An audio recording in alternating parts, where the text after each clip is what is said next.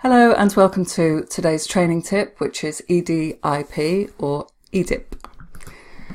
EDIP is a method of training that was originally designed by a gentleman called C.R. Allen in 1919, and he devised it for training shipyard workers in America.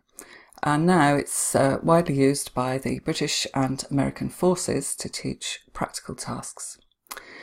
But as with most training sessions, it's a good idea to set the scene before you start. Clearly state what the learning objectives of the session are, so your learners know what to expect, and they know what to expect in terms of what they'll be able to do at the end.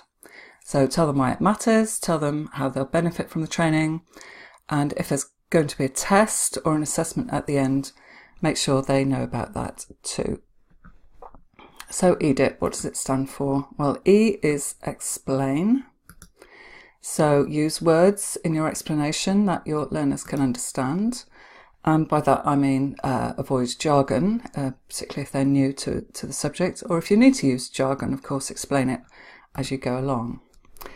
Check regularly that everyone understands, but not by saying things like, oh, everyone okay with that so far? Because people will just nod and say yes. So perhaps ask them to repeat back what you've told them, or explain in their own words. Get them to draw a flow chart or do a quiz. Get them to quiz each other. Give them some questions to answer. There's lots of different ways that you can check that they've understood and remembered, and we'll do reviewing learning in another training tip another time.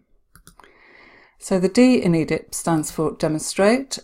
So first of all, of course, if you're going to demonstrate anything, make sure everyone can see what you're doing. Take it slowly, one step at a time. And after each step, ask whether anyone needs clarification. But again, not by saying, everyone okay with that so far? So the I stands for imitate. So this is where your learners get a chance to copy what you're doing. Make sure that they have enough resources to join in. Make sure everyone can see. So you may have moved them back to a workstation or a table by now. So again, make sure they can see what you're doing. And then go through one step at a time and ask them to copy you one step at a time.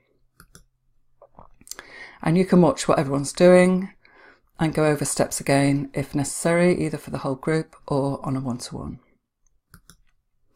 And the P stands for practice. So this is where you give your learners a chance to practice their new task, and you can keep an eye on them, of course, as well, and offer support and advice as needed. Ask plenty of questions to reinforce their learning. And by using EDIP, you use 3 of the common learning styles.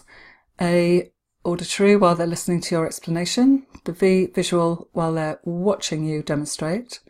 The K stands for kinesthetic, and they're using that method while they imitate and practice what you've taught them. And if you give them a handout as well, or you have instructions up on the board at the same time for them to read, you'll cover the R, the read and write style as well. Okay. So there isn't a set in stone correct way to train people, even in practical tasks.